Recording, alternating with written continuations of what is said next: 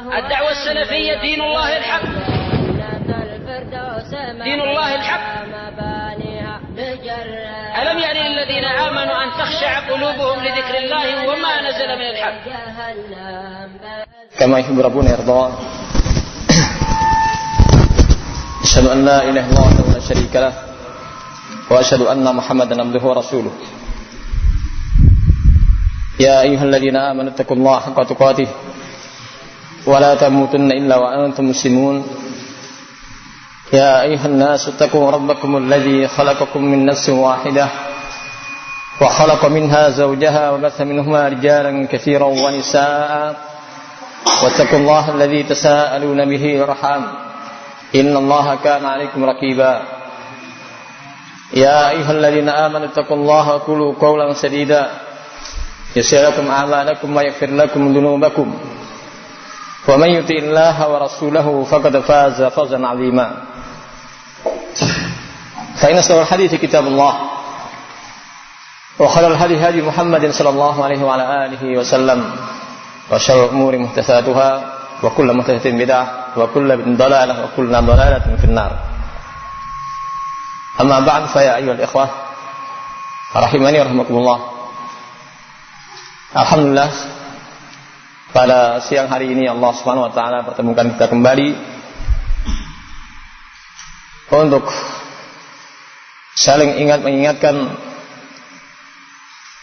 terjadinya kekurangan di antara kita karena kita sebagai talabul ilm tentunya banyak kekurangan-kekurangan.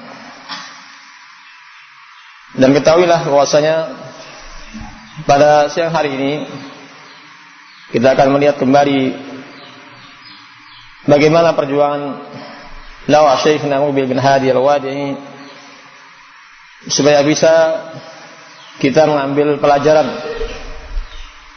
dan bisa juga menerapkan apa yang beliau sampaikan kepada para thulabil ilm dan juga keberhasilan dakwah di mana Damman dikelilingi oleh orang Syiah. Nah, di Damman dikelilingi semua orang Syiah.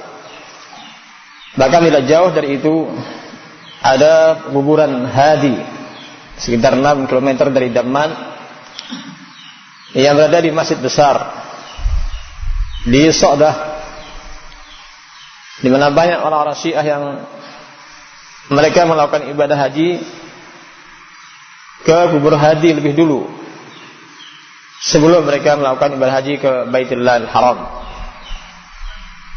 Bahkan mereka juga biasa menangis di kuburan tersebut yang tepatnya di pasar So'dah. Dan kita juga ke sana, waktu itu pernah ke sana, banyak orang menangis dan lain sebagainya dari apa yang dilakukan sebagaimana Syiah yang lainnya. Sehingga kalau kita lihat rasanya tidak mungkin berkembang dakwah beliau. Akan tapi sebagaimana ucapan Syekhna Muqbil bin Hadi Al-Wadi'i, hadhi dakwah laysat bi quwwatina wala bi kasrah ilmina wala bi fasahati lisanina walakin syai'un aradahu Allah Subhanahu wa taala. Wa dakwah ini bukan karena kekuatan kami, bukan karena banyaknya ilmu kami, dan juga bukan karena kefasihan lisan kami, akan tapi sesuatu yang memang Allah kehendaki. Jadi beliau menyandarkan semuanya kepada Allah Subhanahu wa taala. Keberhasilan dakwah bukan karena kekuatan beliau, keberanian beliau, kepandaian ataupun bagaimana cara mengolah kata-kata, akan tapi sesuatu yang memang Allah kehendaki. Dan memang sayang demikian. Betapa banyak orang yang berilmu tapi keilmuannya tidak berkembang. Lihat bagaimana ucapan Yahya bin Zurai, Yazid bin Zurai berkaitan dengan Al-Layth bin Sa'ad Al-Laits afqah min Malik. Walakin ashabahu lam yakum bihi. Laits bin Sa'ad itu lebih faqih daripada Malik. Akan tapi teman-teman daripada Laits bin Sa'ad tidak menyebarkannya, tidak sebagaimana anak-anak Imam Malik. Ucapan Syafi'i juga demikian, Al-Laits afqah min Malik, walakin al-hudwah li Malik rahimahullah ta'ala. Al-Laits bin Sa'ad lebih faqih daripada Imam Malik, akan tapi ketenaran berada di Malik rahimahullah ta'ala. Sampai mazhab yang 4 pun di situ tidak disebutkan Al-Laits bin Sa'ad, mazhab Al-Laits, akan tapi mazhab Malik, mazhab Malikiyah itu yang berkembang. Jadi ketahuilah, keberhasilan dakwah semua di tangan Allah Subhanahu wa taala. Tidak boleh bagi kita untuk mengandalkan dirinya. Kalau Allah menghendaki perkara mudah, dakwah berkembang dengan pesatnya. Akhwani wa akhwati azza wa jalla, kita lihat dulu, ini sudah kita fotokopikan sebagian tentang nama beliau telah awal antara teman kuliahnya. Walaupun beliau tidak memiliki anak namanya Abdurrahman, beliau hanya memiliki 2 anak, dua-duanya perempuan. Tapi tidak mengapa untuk berkunyah dengan kunyah laki-laki, sebagaimana para imam yang lainnya. Terkadang tidak punya anak tapi punya kunyah seperti Aisyah, kunyahnya Ummu Abdullah, padahal dia tidak memiliki anak yang namanya Abdullah. Wa Abu Hurairah tidak memiliki anak namanya Hurairah, tapi dia dulu tatkala bermain-main dengan kucing yang kecil, kemudian dijuluki Rasulullah SAW dengan Abu Hurairah, dan ini julukan yang sangat dicintai oleh Rasulullah SAW. Kunyah ini sangat disenangi oleh Abu Hurairah. Dan juga Ali bin Thalib, selain kunyahnya Abu Hasan, Abu Husain, juga Abu Turab, karena dia tidur di masjid tatkala terjadi kemarahan antara dia dengan Fatimah. Kemudian ada tanah ataupun debu yang ada di wajah dan baju beliau, sehingga Rasul mengatakan, kum Abu Turab, kum Abu Turab, bangunlah wahai Abu Turab, wahai Abu Turab. Padahal dia tidak memiliki anak namanya Turab, artinya tanah, dan lain sebagainya. Namanya Muqbil bin Hadi bin Muqbil bin Qaid al-Hamdani al-Wadi. Al-Wadi ini adalah Hasid. Ini kabilah yang sangat besar di Yaman, dan orang-orang Yaman itu masih menjaga tentang kabilah-kabilah. Bahkan kita bisa membedakan di sana, ini orang Sana'a, ini orang Ib, ini orang Hadramaut. Jadi menjaga, sampai pernikahan pun juga demikian. Tidak seperti negara kita nikah orang Jawa, orang Sumatera biasa, Jawa Timur, Jawa Barat biasa. Kalau di sana tidak, biasanya orang-orang Hadramaut menikah dengan orang Hadramaut. Wahakala. Penjagaan kabilah. Kelahiran beliau dilahirkan pada tahun 1352 Hijriah. Ayahnya meninggal tatkala beliau kurang dari 5 tahun. Setelah itu ibunya meninggal sebelum dia balik. Dan seorang dikatakan yatim itu kalau kehilangan ayahnya, dan juga belum balik. Kalau sudah balik tidak bisa disebut lagi sebagai anak yatim. Kalau kehilangan ibunya tidak bisa dikatakan piatu juga, sebagaimana negara kita yatim, itu kehilangan ayah. Tentang keadaan tubuh beliau sedang, tidak tinggi, tidak pendek, dan kurus, dan lebat rambutnya. Terkadang sampai sekian potongnya rambutnya, kadang di atas sedikit. Dia jelas lebih panjang daripada rambut yang kita miliki. Yang di sini agak panjang sedikit. Dan kulitnya putih kemerah-merahan. Mancung hidungnya sedikit, ada uban sedikit, dan juga jenggotnya sedikit. Nah, sedikit. Beliau jenggotnya sedikit. Syekh juga demikian sedikit. Syekh bin Baz juga demikian. Nah, pakaian beliau lebih banyak pakai pakaian putih. Kemudian imamah yang bulat itu, yang di belakangnya ada ekor yang sedikit. Nah, kurang dari shibr. Ini kalau ini sudah panjang. Jadi kalau panjang lebih shibr namanya isabah. Kalau pendek kurang dari shibr namanya imamah. Orang Yaman biasanya pakai isabah. Nah, jadi bentuknya kayak imamah tapi belakangnya panjang. Nah, ini namanya isabah. Kalau ekornya belakangnya pendek namanya imamah. Nah, dan biasa, setiap hari mengenakan pistol di belakangnya. Yang bagian depan pakai jambiyah. Ya, semacam geladi kalau di tempat kita. Nah, ini hiasan. Kalau nanti selalu dibutuhkan juga bisa dipakai. Nah, untuk pembela diri. Dan beliau juga senantiasa menganjurkan kepada murid-muridnya untuk membawa jambiyah. Nah, kita masih ingat bagaimana kala Amerika meminta kepada Ali Abdullah Saleh, Presiden Ali Abdullah Saleh waktu itu, supaya melarang rakyatnya memakai senjata. Kemudian Ali Abdullah Saleh menyatakan, ya sudah, beli aja senjata rakyat kami. Nah, walaupun dengan harga yang mahal.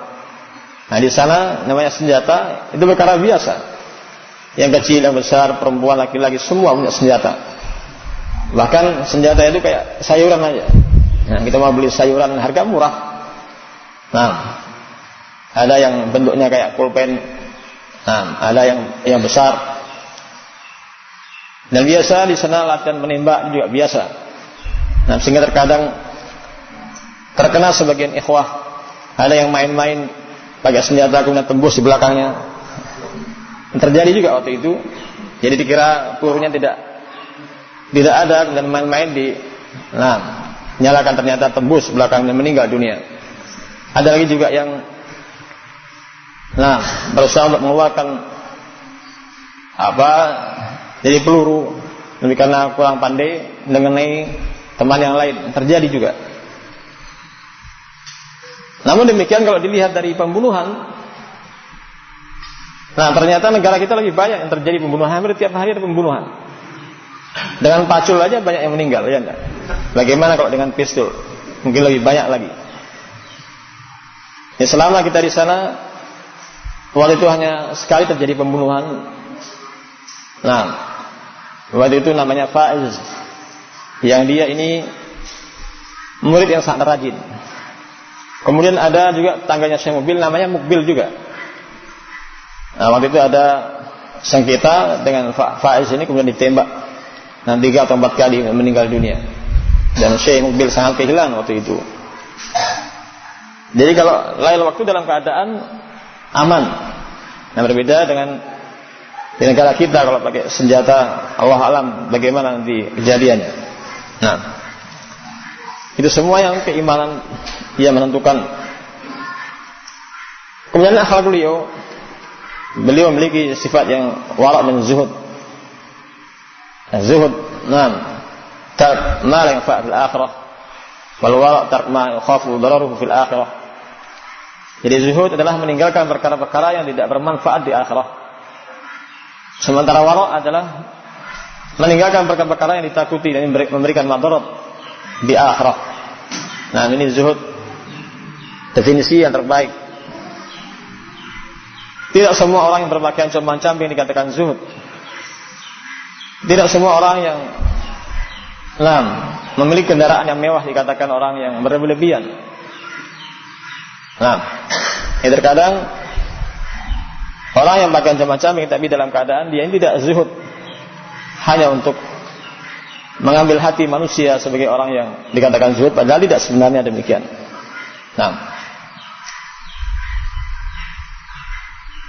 Orang-orang yang menyelisihnya seperti Aqil Maqtari, yang dulu murid beliau, kemudian Abdul Majid Az-Zandani yang dulu pernah berjumpa dengan Syekh Mukbil juga.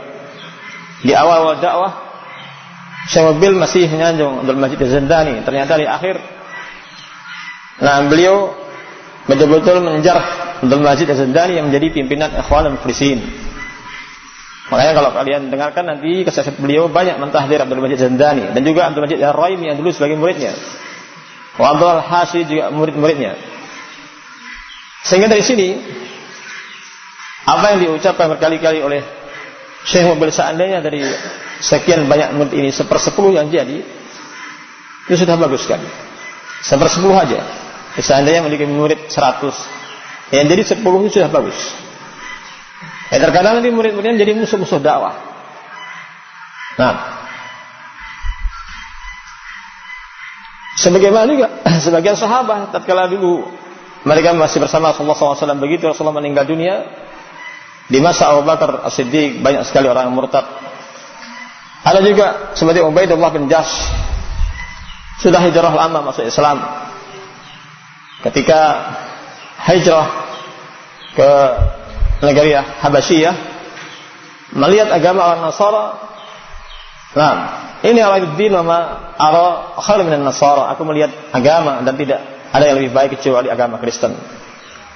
Sehingga dia murtad. Nah, ada juga Abdullah bin Abi Syarh yang murtad namun setelah itu kembali ke dalam agama Islam. Nah, adapun Ubaidullah bin Jahsh ini meninggal dalam keadaan kafir. Asyhadu bahwasanya terkadang sebagian muridnya menjadi musuh-musuh dakwah dan seorang guru yang bersabar. Nah, bersabar kalau seandainya dari 100 muridnya hanya 10 yang jadi, sudah keberuntungan sendiri. Kita harus ingat hadis Sa'd bin Sa'd ini. Wallahi la yahdi Allah bika wajan wahidan khairul laka min humurin ni'am. Demi Allah, kalau Allah memberikan petunjuk kepada seorang lewat dirimu, seseorang saja, lebih baik daripada engkau mengumpulkan unta-unta merah. Wa man ahya fa ka'annama ahyan nasa jami'an. Barang siapa menghidupkan satu jiwa, seakan dia itu menghidupkan jiwa semuanya, satu jiwa saja.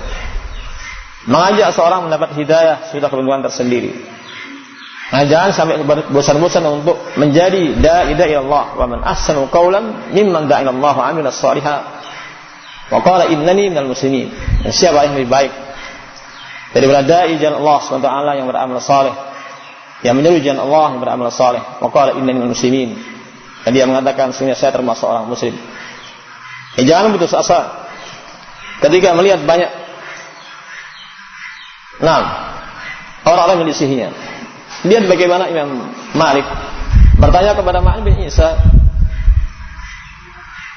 tentang ucapan-ucapan manusia. Qala baina qadih wa madih.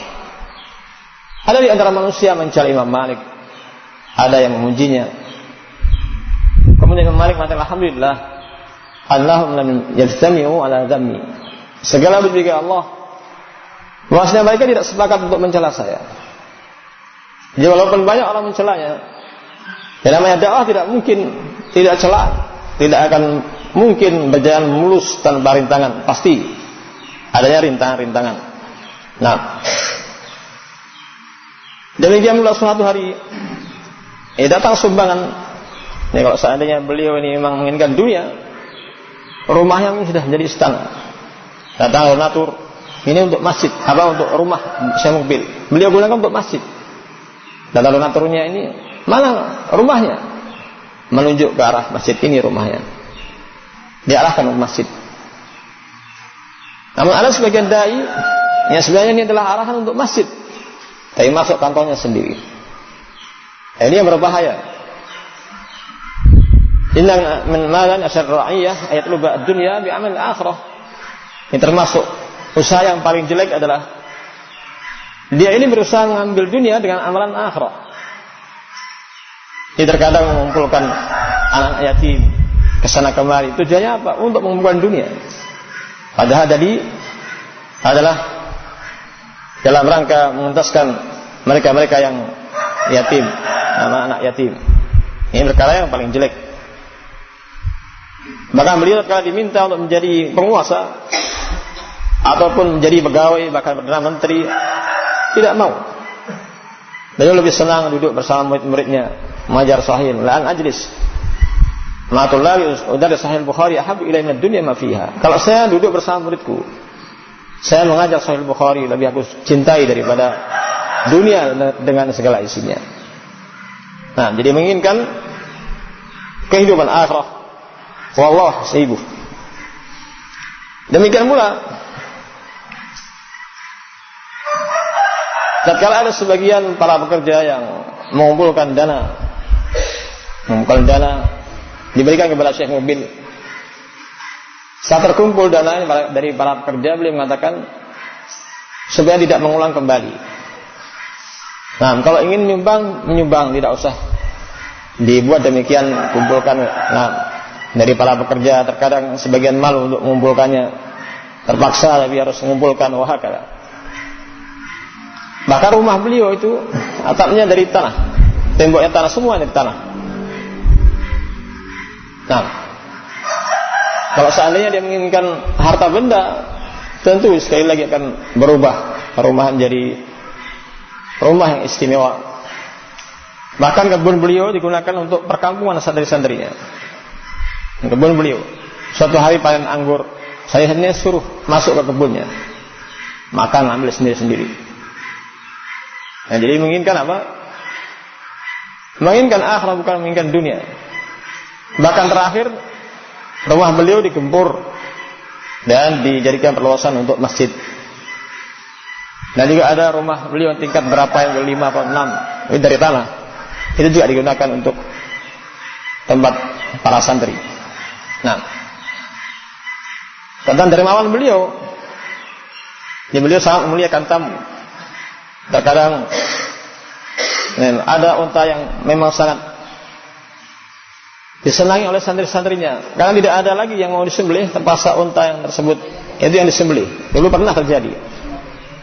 Nah, jadi unta yang sudah digemari oleh santri-santrinya kadang dinaiki, kemudian terpaksa disembelih. Kemudian santri-santrinya sangat menyayangkan kenapa ini sampai disembelih. Nah, demikian pula bahkan beliau memberikan bantuan kepada santri-santri yang mau menikah. Ada sebagian santri yang malu untuk masuk, kemudian beliau memberikan 50.000. 50.000 itu senilai di sini 2,5 juta. Nah, kemudian tambah lagi, ini haknya malunya, tambah 10.000, tambah 500.000. Nah, di sini. Terkadang juga, nah beliau kalau ada santri yang sakit, beliau yang mengobati dan mengeluarkan uangnya. Suatu hari pernah datang, apa istilahnya, cobaan dari Allah Subhanahu wa taala, diberhentikan bantuan dari Saudi. Kemudian Syekh Abdul Aziz Bas mengirim dengan sembunyi-sembunyi dan diberikan kepada santri-santrinya. Dan beliau sebenarnya tidak tahu mata uang nilainya berapa. Ini informasi yang kita ketahui. Nah, bahkan beliau biasa makannya sebagaimana makanan santri. Dan ini kalau kita lihat jarang sekali. Nah, bahkan menikahkan putrinya yaitu Umi Abdillah pertama itu dengan Syekh Abdul Rakib. Ini Syekh Abdul Rakib yang sekarang di Makbar, dan kondisinya sekarang masih baik. Jadi masih bila tamat walaupun tinggal di Makbar. Jadi beliau menikahkan anaknya Umi Abdillah dengan Syekh Abdul Rakib, supaya nanti bisa jadi penerus. Qadarullah masyafa'al, ini kabilah Syekh Abdul Rakib ini rendah, sehingga orang-orang wadinya tidak setuju. Padahal sudah terjadi pernikahan, kemudian diceraikan oleh kabilah waktu itu. Bahkan kalau nggak diceraikan akan diancam demikian. Akhirnya dia kembali. Nah, Syekh Abdul Rakib ini sudah hafal, mungkin kalau hitungan dulu ketika saya di Damal itu 25 tahun yang lalu hafal Sahih Bukhari Muslim. Jadi kalau sekarang berarti sudah 31 tahun yang lalu. Nah, informasinya hafal Kutubus Sittah. Nah, jadi kuat hafalannya. Anak-anaknya dikirim juga ke Damal. Pernikahan dengan Ummu Abdillah tidak melahirkan seorang anak. Kemudian Ummu Abdillah dari setelah bercerai dengan Syekh Abdul Rakib menikah dengan Saleh bin Qaid. Jadi masih tetangganya dan dulu sebagai pengawal Syekh Mukbil. Nah, sekarang sudah punya anak. Jadi menikahkan dengan biaya beliau sendiri. Jadi acara walimahan beliau yang menyiapkan. Nah,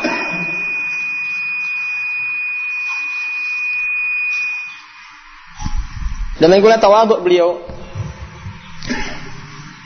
Jadi kalau di akhir-akhir karena beliau sakit, sering di sore hari keluar bersama para pengawalnya, juga diikuti oleh sebagian santri, duduk di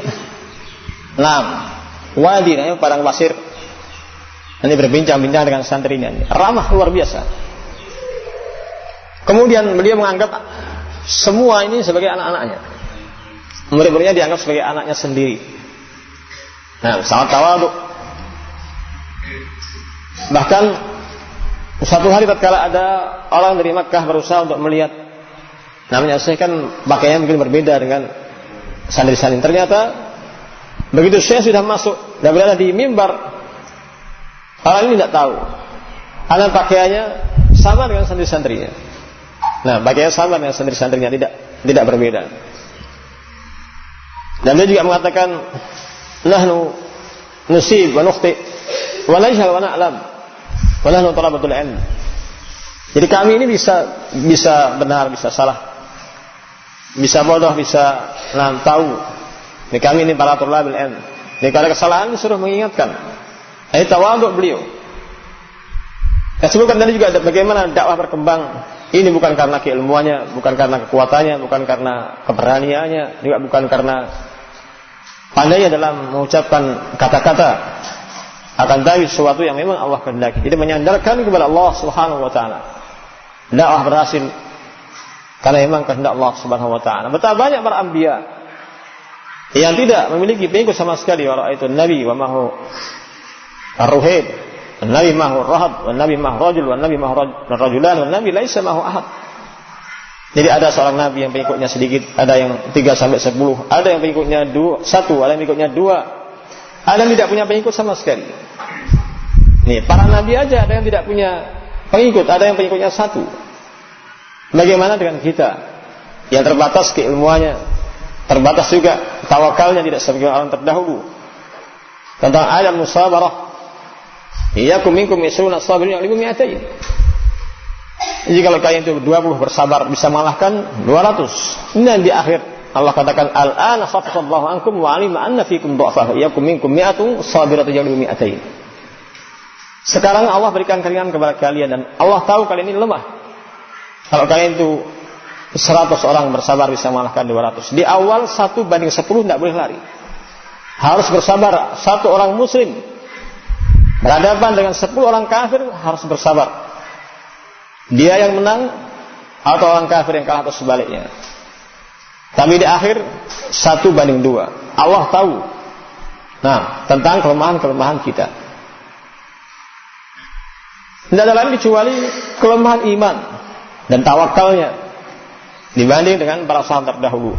Jadi kita termasuk orang yang lemah sebagaimana Allah katakan tadi. Tentang kecerdasan beliau jangan ditanya, karena beliau adalah orang yang ahli dalam nahwu. Dan juga ahli dalam hadis. Bahkan juga ahli dalam syair-syair, membuat puisi-puisi. Makanya di masjidnya sering ditanya tentang nahwu. Pernah suatu hari muridnya ditanya, "Kathura syakuka wa qalla syakiruka. Arif ya akhana." Kathura syakuka wa qalla syakiruka. Apa i'rabnya ini? Ada juga ditanya, anna Rasulullah. Kenapa di sini anna Rasulullah? Tidak anna Rasulullah. Disuruh mengi'rab. Terkadang seandainya bisa menjawab dengan benar, kadang salah. Kalau salah bagaimana? Antal ladzi ajabta wa ma asabta. Ya, engkau yang menjawab tapi tidak benar. Dia tidak langsung jelaka kamu goblok. Tidak demikian. Antal ladzi ajabta wa ma asabta. Karena juga ada santri yang baru belajar disuruh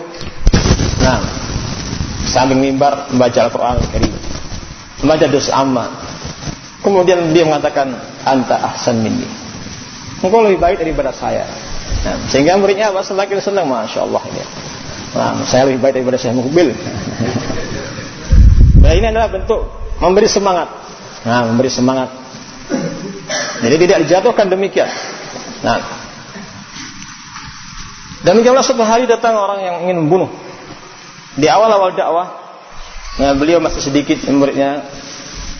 Dulu mengajar banyak muridnya di Saudi, tapi ketika ada fitnah di Saudi dan kembali ke kampungnya, jadi murid-muridnya masih anak kecil, diajari Al-Quran. Dan juga ada beberapa orang, nah yang di situ, nah belajar kepada beliau.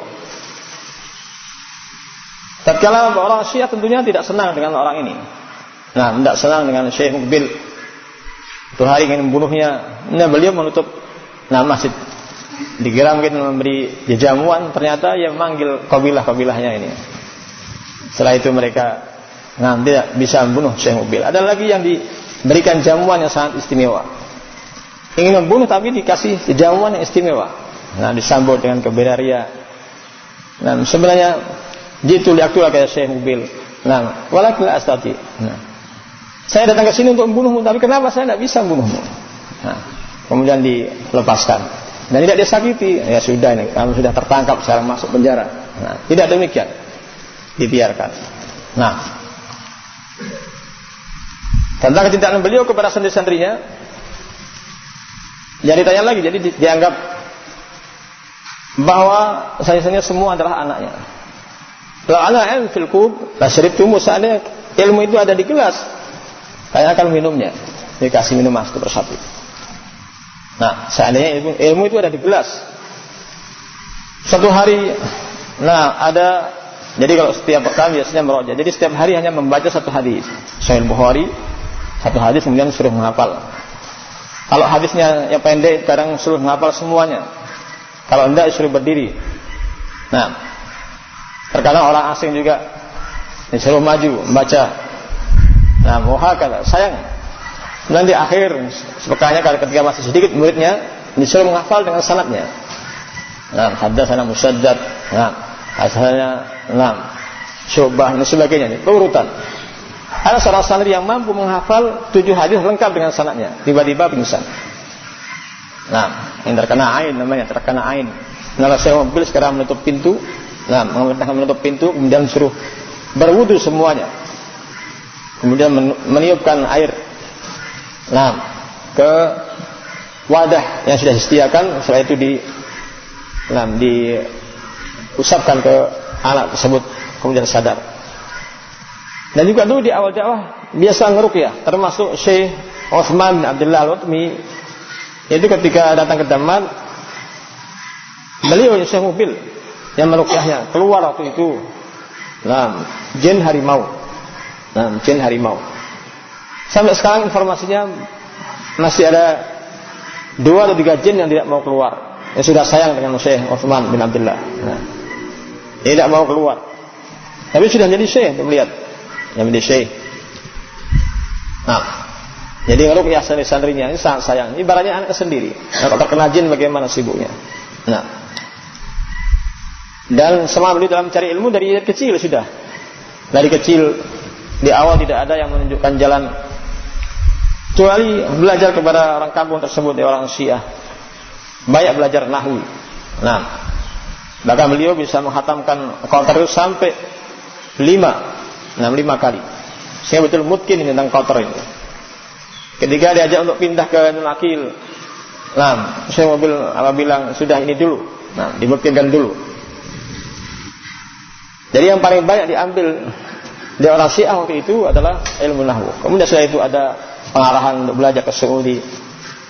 Di sana bisa belajar ke Riyadh, bisa belajar ke Jamiah Islamiyah. Bahkan karangan beliau ini sebenarnya sudah pantas untuk mendapatkan titel doktor.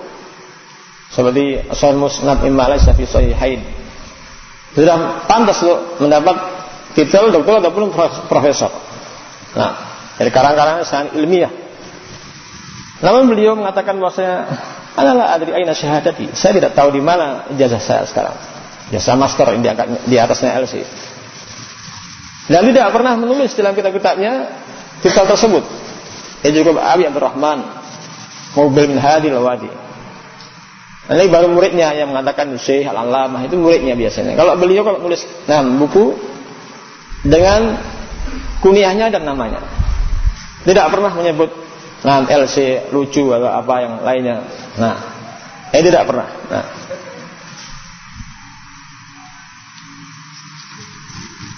tentang keberanian beliau, keberaniannya dia luar biasa keberaniannya.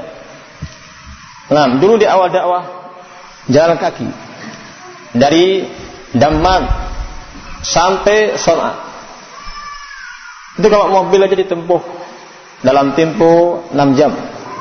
Nah, kalau jalan kaki berapa itu? Nah, jalan kaki, padahal Damman ke Son'a itu banyak orang Syiah. Beliau berani dakwah. Nah, kesana kemari. Nah, biasa keluar di setengah tahun. Di awal-awal dakwah berkali-kali keluar kesana kemari, bahkan diiring. Kalau di akhir sudah mulai diiring dengan bermobil-mobil yang ngiring dakwah keliling. Kalau di awal masih sedikit. Nah, dan juga membantah tentang terjemahan beliau ini sudah banyak. Nah, jadi ada karangan dari anaknya sendiri, Abdullah. Nah, Nubzah Mukhtasarah Hayatil Wadi'i. Jadi ringkasan dari tentang kehidupan Al-Wadi'i itu Syekh Mubil. Dan juga ada karangan dari Ma'mar Al-Qadasi, ada karangan dari Faisal Al-Hasidi, dan juga karangan dari Ahmad Mansur yang sekarang mengikuti Abul Hasan Misri. Jadi banyak karangan-karangan yang sudah terbit yang menjelaskan tentang Damman dan juga keberadaan Syekh Mubil, kehidupannya dan kehidupan sehari-harinya, tawadhu'nya bagaimana, ilmunya dan lain sebagainya. Banyak sekali karangan-karangan. Nah, sebagai santri ya Syekh, nah, kami khawatir terhadap dirimu. Kemudian Syekh mengatakan, ya, tidak mengapa aku dibunuh. Kemudian bukunya yang masih ada. Ini bukunya yang menjelaskan al-haq. Di sana ada juga karangan Alil Asyari yang kemarin juga dibunuh orang Syiah bersama anaknya. Jadi menjelaskan tahliran Syekh Mubil kepada kelompok-kelompok baik itu yayasan seperti Yayasan Al-Hikmah, Yayasan Al-Islah. Demikian pula tentang kelompok Ikhwan Muflisin, Jamaah Tabligh, Jamaah Takfir, tentang Usamah bin Laden, Saddam Hussein, dan juga kepada menantunya sendiri Muhammad Al-Baydani, Aqil Al-Maqtari, Abdul Majid Al-Sindani. Luar biasa banyaknya. Juga kepada Abu Bakar Al-Jazairi.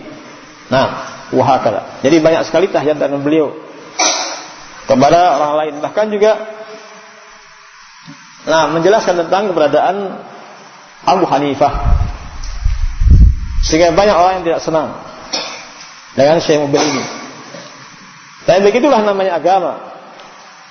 Nah, butuh dengan al-jarh wa ta'dil, sebagaimana dikarang tentang kitab al-jarh wa ta'dil. Demikian pula para ulama mengarang buku seperti Takrib wa Tahdhib wa Siyar, semua berisi dengan peringatan ta'dil, ada jarh dan juga ada ta'dil di sana. Dan lain sebagainya. Suatu hari tatkala Syekh Mubil keluar dakwah, waktu itu yang paling banyak dari negara asing itu orang Libya. Kemudian datang kepolisian Yaman. Waktu itu Syekh Mubil keluar ke Marib, datang kepolisian yang berusaha untuk menangkapi orang-orang orang Libya. Ini paling banyak sekitar 200 waktu itu. Ditangkapi. Waktu itu yang bengis adalah Muammar Al-Qaddafi, sehingga saya mengatakan Muammar Al-Kadzdzab, Muammar pendusta. Jadi banyak santri-santri Syekh Mubil yang pulang tinggal namanya aja, tidak ada yang dimasukkan ke laut, dianakan ke pesawat, masukkan ke laut. Ada yang dipenjarakan di tempat yang tidak ada sinar matahari, begitu keluar langsung buta. Wahakala. Makanya beliau melindungi murid-murid yang dari Libya. Bahkan dulu termasuk yang paling banyak pengajar dari orang Libya. Kita awal datang ke sana itu orang Libya yang menjadi pengajar, bahkan mereka luar biasa handal. Pada Allah masyafa'al ketika fitnah Abul Hasan Misri, mereka ini banyak mengikuti Abul Hasan Misri. Jadi syahid bahwasanya beliau ini membela murid-muridnya. Bahkan tidak mau menyerahkan satu murid pun. Nah, tapi kalau ada pemerintah yang menghancurkan rumahnya, nah, ma'alakum mada bidukiyah tidak akan pernah melihat satu tembakan peluru. Jadi akan membiarkan rumahnya dihancurkan oleh pemerintah. Tapi kalau untuk mengambil muridnya orang asing tadi, beliau tidak akan menyerahkan. Ini juga pernah diucapkan oleh Syekh Turki yang menjadi ketua kabilah di sana, bahwa tidak akan menyerahkan murid-muridnya bagi murid-murid yang asing. Karena orang-orang asing itu biasanya di daerahnya kehidupannya lebih enak. Jadi kalau kita di negara kita yang Masya Allah hijau luar biasa, kita ke Daman melihat apa? Gunung-gunung batu, airnya air Bombay bawah, banyak kapurnya. Musim dingin, nah itu sampai ke tulang. Jadi kalau bukan ilmu, tidak ada enaknya tinggal di sana. Kadang mandi itu sepekan sekali, itu pun terpaksa. Nah, kadang terpaksa sepekan sekali.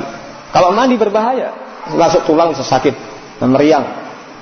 Ini di awal-awal kesana ada orang Indonesia yang begitu ya, tiap hari mandi, tapi lama-kelamaan yang ngikuti juga, mandinya ya sepekan sekali, kadang terpaksa hari Jumat mandi. Nah, karena hidup di negaranya dalam keadaan mewah seperti yang tinggal di Amerika. Nah, ya orangnya besar-besar begitu masuk ke Damat kurus. Nah, orang Indonesia juga begitu. Di Indonesia sudah Masya Allah. Nah, gemuk tubuhnya begitu sampai Yaman kurus, pulang balas dendam. Nah, gemuk lagi. Nah, baik. Kemudian istri beliau ada 3. Pertama ini Ummu Abdurrahman. Pernikahannya bisa Allah berikan karunia 2 anak, yaitu Ummu Abdillah yang tadi dinikahkan dengan Syekh Abdul Raqib Al-Ibbi, bukan Al-Ibbi tapi Al-Ibbi, Al-Ib dari Ib. Kemudian Ummu Ayyub ini menikah dengan Muhammad Al-Baydani yang juga murid beliau yang sangat cerdas, luar biasa kecerdasannya. Namun terfitnah dengan Ihya At-Turat. Bahkan beliau menyatakan, ayo ya ikhwah, hayya bina nusalli jenazah li Muhammad al-Baydani. Wahai teman-teman, marilah kita salat jenazah untuk Muhammad al-Baydani. Nah, nyolatkan padahal masih hidup. Ya, Muhammad al-Baydani terfitnah. Dan beliau juga tidak menyuruh anaknya untuk bercerai dengan suaminya. Jadi kalau kamu istilahnya mendidik anakmu dalam keadaan baik, itu sudah kebaikan tersendiri. Dia mendidik anaknya. Nah, tidak sebagaimana ini sebagian ikhwah yang panas-panas tai ayam. Panasnya sebentar, harus dicerai. Nah, ini anaknya, kasihan ya. Nah, kasihan. Terkadang apa yang direncanakan Allah takdirkan lain. Jadi saya mau merencanakan nanti anak-anaknya itu mendapatkan suami-suami yang handal. Ternyata tidak ada yang meneruskan. Nah, Syekh Raqib dicerai oleh kabilah Wadiyah. Kemudian Muhammad Baydani yang muridnya cerdas tadi, nah, sekarang ikuti Ihya At-Turat. Adapun pernikahan beliau dengan Ummu Su'aim Al-Wadiyah tidak melahirkan seorang anak, yang sekarang ini menikah dengan Syekh Haya, informasinya mendapat dikaruniai anak. Nah, jadi di sini Syekh Mobil, kalau yang pertama itu meninggal sebelum Syekh Mobil meninggal lebih dulu. Kemudian yang Ummu Su'aib ini masih hidup sampai sekarang, ini menikah dengan Syekh Haya. Dan yang ketiga Ummu Salamah, nah itu sekarang menikah dengan Syekh Ahmad Usabi, dan informasinya sudah punya anak juga, 3 informasinya yang kita dapatkan. Ketika menikah dengan Syekh Mobil tidak memiliki anak. Guru-guru beliau sangat banyak. Nah, seperti Syekh Abdul Aziz bin Baz, Syekh Nasruddin Albani, nama yang di Jami' Islamiyah, Syekh Ahmad Al-Ansari, Syekh Yahya bin Utsman Al-Pakistani, dan lain sebagainya. Banyak sekali guru-gurunya. Dan beliau sebutkan dalam buku-bukunya ini tentang masyayikh nah beliau. Nah, dan juga menyebutkan sebagian guru-guru Syiah. Bukan berarti di sini bangga, tapi ya bentuk syukurnya ya, walaupun kepada orang yang istilahnya menyeleweng orang Syiah. Saya juga menyebutkan tujuannya bukan untuk yang lain, tapi untuk bersyukur kepada manusia. Man la yashkuriyan nas la yashkurillah. Barang siapa yang tidak bersyukur kepada manusia, dia bersyukur kepada Allah Subhanahu wa taala. Bagaimana bisa bersyukur kepada Allah padahal kepada manusia yang sama dengan makhluk? Nah, itu tidak bisa. Tidak akan mungkin bersyukur kepada Allah Subhanahu wa taala. Adapun sanjungan para ulama jangan ditanya lagi. Nah, dari timur barat semua yang menyanjung Syekh Mubil, Syekh Ahmad Najmi, Syekh Syafi'i Al-Albani, Syekh bin Baz, Syekh Utsaimin, Syekh Rabi, nah, Syekh Shalih Fauzan, semua yang menyanjung tentang Syekh Mubil. Kemudian di akhir ada celaan dari Abdullah Bukhari itu. Nah, jadi orang yang tidak tahu bagaimana perkembangan dakwah dari Syekh Mubil, tiba-tiba ada teleponan dari Usamah Mahri kepada Abdullah Bukhari yang diandalkan oleh Luqmaniyun, celaan bahwasanya Syekh Mubil ini khawarij. Nah, ada yang mengatakan Haddadi. Kalian dengarkan sendiri bagaimana celaan Abdullah Bukhari. Bahkan juga menghina Syekh Muhammad Mani. Syekh Muhammad Mani ini umurnya seusia Syekh Mubil. Ini tidak tahu. Nah, tidak tahu siapa Syekh Muhammad Mani. Ini kalau datang Syekh Muhammad Mani ke Dammat, itu Syekh Mubil memuliakan. Nah, beliau qawwal bil haq, dakwah di ibu kota, di sana. Nah, kemudian muncul tiba-tiba orang baru yang tidak tahu Syekh Muhammad Mani, orang yang mencelanya. Nah, jadi kalau belajarnya dengan mereka ini tentu berbahaya. Apalagi mereka biasa menyembunyikan kebenaran. Nah, ini realita. Kalau nanti berseberangan, lihat akan dijatuhkan. Kemudian karangan beliau juga sangat banyak, lebih dari 40 buku. Di antaranya Sahih. Nah, Sahih Musnad ini malah Sahih Sahihain. Ini ada 6 jilid sekarang. Menjadikan per bab. Bahkan informasinya itu Syekh Turki itu hendak menyarahnya. Nah, akan disyarah oleh Syekh Turki. Allah alam sudah selesai belum? Dan juga tentang kitab Syafa'ah wal Hal Khomeini yang membahas tentang Khomeini yang sudah berkembang juga di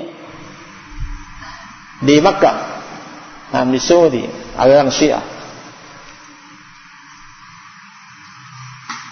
Tentang sakit beliau, jadi beliau walaupun sakit demikian parahnya, nah, sakit jantung, tetap mengajar. Bahkan begitu mengajar lupa sudah dengan sakitnya. Ketika saya datang ke sana, baru aja itu jatuh, karena maktabahnya itu ada yang sangat tinggi. Jadi untuk mengambil buku-buku yang atas sekarang pakai tangga. Jatuh loh itu. Nah, tangannya patah. Tapi beliau tidak istirahat untuk mengajar, tetap mengajar dalam keadaan tangannya patah. Ketika awal saya datang ke sana, tangan beliau ini patah. Jadi masih mengajar. Sekarang juga sakit jantungnya tadi. Terus mengajar. Berbeda dengan kita. Baru flu aja sudah. Ini libur santri-santri. Nah, santrinya senang aja. Nah, libur baru sakit flu sudah libur. Nah, banyak liburnya. Dan beliau ini tepat waktu. Jadi ngajar tepat waktu. Ini juga merupakan kunci keberhasilan.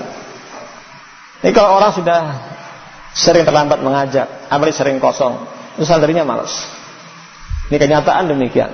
Makanya jangan terjadi kekosongan. Nah, kita tinggal aja ini di Magetan ini udah ramai udah.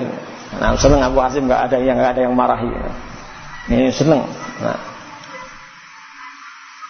yang biasanya yang suka marah nih kita. Jadi asyahid kalau ada sebagian santri yang demikian ditinggal itu malah seneng, apa yang anak kecil, nggak belajar ya sepak bola. Nah, ini karena hidupnya untuk main-main saja anak kecil.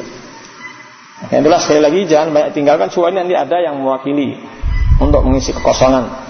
Nah, istilahnya ada penjaga gawangnya, ada yang jaga. Kemudian meninggal ini ketika beliau ini sakit, sudah lama sakitnya sampai dibawa ke Saudah. Kemudian tidak bisa nangan, dibawa ke Mustasfa Saurah di sana. Saya dibawa ke Saudi. Nah, Bawa ke Saudi, di Saudi pun di sana disuruh banyak minum air Zam-Zam. Tapi karena beliau tidak makan, akhirnya semakin rapuh. Jantungnya semakin rapuh karena terlalu banyak air. Ini disuruh mengurangi. Setelah itu dibawa ke Amerika. Nah, setelah dari Amerika dibawa lagi. Nah, ke Saudi. Dari Saudi ini sudah agak sembuh waktu itu, sudah agak sembuh. Dan telepon juga dengan santri-santri. Nah, bahkan bertanya, seakan-akan hadir di depan kita. Indak ya akhana kum. Nah, sudah berdiri. Di komando dari sana, dari Saudi sana. Akhirnya muridnya juga berdiri di majelisnya itu. Suruh menjawab. Yang komando dari mana? Dari Saudi. Pernah juga mengomando dari Amerika. Indak ya akhana. Berdiri. Nah, suruh berdiri. Nah, seakan-akan syekh itu masih ada di depan kita. Nah, kemudian sakit lagi dibawa ke Jerman. Sampai di Jerman ternyata sakitnya sangat parah. Kemudian dianjurkan untuk segera ke Saudi, bahkan berkali-kali pingsan di Jerman. Ini khawatir meninggal di sana. Ketika sudah ada isu meninggal, itu rahasia sudah selamatan di mana-mana. Sepekan sebelumnya sudah selamatan di mana-mana. Bahkan nggak jauh dari situ. Waktu itu saya jalan-jalan ke kampung sebelah itu. Jadi mereka rame-rame. Ini katanya adalah memperingati kematian Syekh Mukbil. Jadi bangga, senang nanti kalau Mukbil meninggal dan menjadi sarang lapah-lapah. Nah, ternyata diganti dengan muridnya yang lebih keras lagi. Kalau kali dengan murid yang lebih keras kepada orang Syiah. Nah. Dan meninggal, waktu juga ada rujuk dari ucapan beliau kepada pemerintah Saudi dan juga disambut oleh Syekh Saleh Fauzan dalam rujuknya beliau. Nah, kemudian meninggal di sana. Namun orang-orang Syiah mengatakan meninggalnya di Amerika. Meninggal di Amerika, padahal meninggalnya di Saudi dan dikuburkan di samping gurunya, Syekh Abdul Aziz bin Baz. Ketika meninggal dunia, waktu itu saya tidak tahu. Ini masjid, salih-salih semua ini tidak ada yang saya lihat di pojokan-pojokan sepi ini. Kenapa ini? Nah, ternyata kita tanya, itu Syekh Mukbil meninggal. Sampai 2 bulan lamanya kita ini kalau ingat Syekh Mukbil menangis. Kunjungan masyayikh mengingatkan Syekh Mukbil menangis. Apalagi wasiat yang dibacakan menangis. Kami tidak memiliki warisan. Ini mobil digunakan untuk dakwah. Demikian pula istilahnya alat pompa di sumur ini juga digunakan untuk dakwah. Beliau yang memiliki demikian diwasiatkan kepada santri-santrinya. Ini kita bersedih luar biasa sampai lama. Terkadang menangis, bahkan sampai waktu itu Bilal dari orang Libya sebagai muadzin, itu adanya juga menangis, bersedih luar biasa. Sebelum meninggal beliau mewasiatkan waktu itu agar Syekh ini yang menggantinya. Jadi selama dalam keadaan sakit dibawa ke Son'a, demikian pula dibawa ke Saudi, ke Amerika, kembali ke Saudi, kembali Jerman, kemudian terkadang diminta untuk kembali ke Amerika kalau mati lebih baik daripada kembali ke Amerika melihat maksiat di sana luar biasa. Nah, jadi selama beliau sakit yang mengganti adalah Syekh Yahya. Bahkan dari awal saya datang itu Syekh Yahya senantiasa khutbah. Itu ada juga muridnya Ahmad Sofwan, itu yang hafal Kutubus Sittah. Kalau Sahih Bukhari jangan ditanya itu, Sahih Bukhari Muslim hafal dengan bab-babnya. Nah, ini bertanya kepada teman-teman semua orang Indonesia. Nah, jadi minta soal. Nah, nanti kalau tidak bisa berikan soal dia akan menanya. Nah, Ahmad Sofwan termasuk muridnya yang jenius. Dia rujukan beliau juga, rujukan Syekh Mukbil. Kontra Allah Mas Syafa'al juga terkena sihir. Nah, orang Syiah. Jadi sekarang juga makan kot ini Ahmad Sofwan. Nah, jadi di awal yang sering khutbah ini. Nah, Syekh Yahya Al-Hajuri, demikian pula Ahmad Sofwan.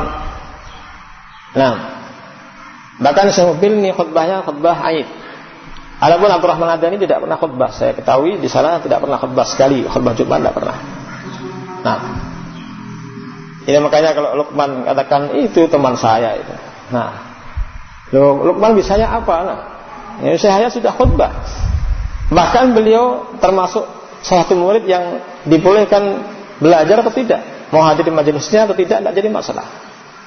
Kemudian fatwa diserahkan kepada Syekh Yahya, mengatakan itulah teman saya. Ya mungkin teman dalam satu bangku, tapi keilmuan kan berbeda. Nah, keilmuannya berbeda. Nah, kalau mereka itu otaknya otak pintar, tapi kita otak geduk, ya enggak? Otaknya otak nah, jadi banyak kelemahannya. Nah, kalau kita ini sama Masya Allah sebagai orang pintar, tapi kalau di Yaman itu dengan anak kecil aja yang kalah. Nah, hafal luar biasa hafalannya. Nah, ya syahid ayat ikhwah, bahwasanya beliau meninggal dunia dalam keadaan santri-santrinya itu bersedih hati. Nah, sedih dengan meninggalnya beliau, kemudian diganti dengan Syekh Yahya dan wa'ala yardo menuzuli halal kursi. Jangan sampai mereka itu ridho kalau Syekh Yahya itu turun dari kursinya. Ada wasiatnya ditulis dalam kitab yang dikarang oleh Faisal Al-Hashidi, Ma'amal Qadasi dan lain-lainnya tentang wasiat beliau ini dengan bahasa Arab. Nah, waktu itu masih dimasukkan juga Abdul Hasan Misri, tapi itu di atas. Itu yang mengingatkan. Jadi kalau wasiat yang asli tulisan pakai tangan, itu letakkan bagian atas begitu. Ada bagian di selang di bagian atas. Ternyata itu dah diingatkan oleh Abu Hatim, jadi pengawalnya Abdul Hasan Misri. Waktu itu tidak disebut. Kalau orang-orang sudah membicarakan Syekh ini, ya Al-Hajuri membicarakan Abdul Hasan Misri, saya mau mengatakan jauh. Fa innahu la yatakallam bil hawa. Biarkan dia. Karena dia Syekh Yahya tidak membicarakan dengan hawa nafsunya. Jadi di awal yang menjelaskan tentang kebrokan Abdul Hasan Misri itu Syekh Yahya. Yang lain belum berbicara. Bahkan ulama-ulama Yaman itu masih membela, seperti Syekh Al-Imam mengatakan Abdul Hasan indana imam. Itu rekamannya. Abdul Hasan Syekh kami adalah imam. Demikian pula kitab Al-Ibanah yang dipakai rame-rame oleh Muhammad Sewet. Nah, dikaji. Nah, dan juga dibela oleh Mustafa Abu Abaya ketika di Ambon mengatakan libalah kitab sesat-sesat, otak lu itu yang nyeleweng. Nah, kita bilang otak lu yang nyeleweng. Nah, jadi bela. Tapi saya hanya mengatakan kitab sesat. Nah, kitab sesat dari awal itu, dan direkomendasi oleh ulama-ulama Yaman. Ia masuk dikatakan sebagai al-halli wal aqdi. Kalau jadi nanti khilaf, jadi mereka yang menyelesaikannya. Direkomendasi. Dan Syarabi menyetujui. Ternyata Syarabi itu husnudzon kepada para masyayikh Yaman. Kemudian di akhir suruh memperhentikan beredarnya kitab Al-Ibanah, ini kitab yang sesat. Nah, jadi sebagaimana yang diucapkan oleh Syekh Yahya, dan juga ada bantahan dari Syekh dan saya Said Da'as, yang dia ini juga terbunuh oleh orang Syiah. Nah, ada fitnah yang sekarang ini sebenarnya sudah lama sebelum saya pulang. Ini sudah 2 tahun atau 3 tahun lamanya. Di awal-awal dakwah itu biasa Abdurrahman Adani itu ketika mau keluar dakwah minta izin kepada Syekh Yahya, ini mau dakwah. Dan Syekh juga memberikan sanjungan kepada Abdurrahman Adani, bahkan disuruh berkali-kali untuk muhadarah. Nah, saya itu memberikan sanjungan. Begitu ada ziarah ke Saudi, ternyata berubah. Mulai ada celaan-celaan kepada Syekh Yahya. Nah, apalagi dengan tatkala dia mendirikan markis, padahal dia ini berada di markis Syekh Yahya. Kalau seandainya ada santri di sini mau mendirikan markis tempat lain, kemudian mencatat santri-santri yang mau pindah, ini tidak punya adab. Kalau ingin mendirikan markis, sudah pergi aja ke sana. Nah, terserah yang dari Damak mau pindah atau tidak. Bukan mencatat siapa yang mau pindah, tidak punya adab namanya. Diingatkan berkali-kali. Nah, dengan cara yang lembut dan sebagainya. Sampai akhirnya ada celaan bahwasanya aku tidak melihat orang yang paling ini pendusta, yang paling pendengki daripada Yahya al-Hajuri. Nah, bahkan terakhir apa yang disebut oleh Abu Dahda menukilkan pembicaraan Abdurrahman Adani bahwa teman-teman yang berjihad di sana itu hanya untuk mencari makan dan diboikot selama 70 hari. Tidak makan pur ayam itu. Sampai makan pur ayam.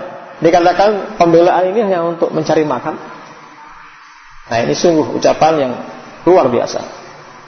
Nah, sampai korban dari Indonesia berapa? Dari Amerika, dari Malaysia, banyak sekali. Tertumpah darah ahli sunnah wal jamaah. Ternyata dikatakan hanya untuk mencari makan. Nah, ini penghinaannya. Kalau Abdullah Marai jangan ditanya lagi, dari awal sudah mengatakan saya ini majnun, saya itu adalah gila. Nah, banyak mengingkari ketika diingat tentang yayasan.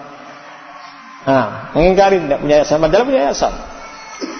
Ketika diingatkan supaya tidak ngemis, nah tasawulat, mengingkari sampai mengarang kitab Mi'yar. Nah, banyak kedustaannya. Padahal banyak saksi-saksinya. Bahkan dia biasa muhadarah kesana kemari untuk meminta dana. Bahkan muadzin di sana digaji. Muadzin di masjidnya Abdullah Marai digaji. Berbeda dengan teman. Nah, para pengajarnya nggak ada yang digaji. Nah, para pengajarnya aja nggak ada yang digaji.